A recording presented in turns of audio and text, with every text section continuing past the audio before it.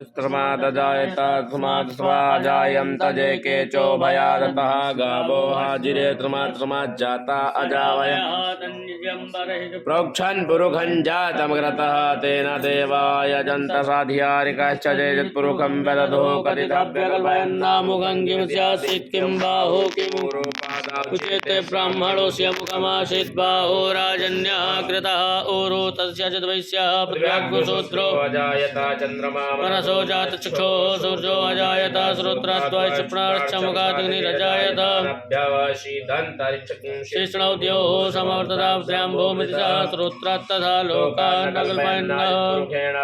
देवादित्यमतन्वदापसन्तोष्यासीदाज्यङ्ग्रीकमहित्मः सर्दभिः सप्तास्यासन् परितस्त्री सप्तसमिधा कृताः